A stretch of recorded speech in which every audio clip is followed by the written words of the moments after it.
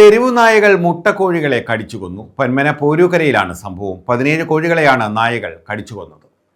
മുട്ടക്കോഴികളെ തെരുവുനായ്ക്കൾ കടിച്ചുകൊന്നു. പന്മന പോരൂക്കര അരുൺ നിവാസിൽ രാജേന്ദ്രന്റെ വീട്ടിലെ കോഴികളെയാണ് നായ്ക്കൾ കടിച്ചുകൊന്നത്. 19 കോഴികളിൽ 17 എണ്ണത്തിനെയും നായ്ക്കൾ കടിച്ചുകൊന്നു. വീടിന്റെ മതിൽ ചാടിക്കയറിയെത്തിയ നായ്ക്കളാണ് കോഴിക്കൂട് തകർത്ത് കോഴികളെ കൊന്നത്.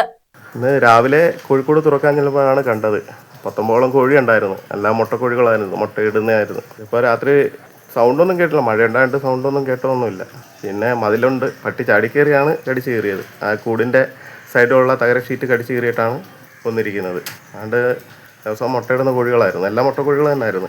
ഇനിയിപ്പോൾ 2 ഉള്ളൂ ബാക്കി. പട്ടിശല്യം ഇവിടെ രൂക്ഷമാണ്. ഇവിടെ അപ്പുറത്തെ വേസ്റ്റ് എല്ലാം കൊണ്ടിടുന്നതുകൊണ്ട് ഈ ടൈറ്റേനിയം അയ്യത്തൊക്കെ രൂക്ഷമായിട്ടുണ്ട് പട്ടിശല്യം.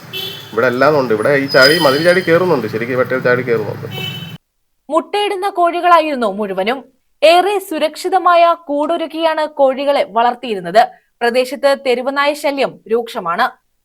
News bureau, Chavara.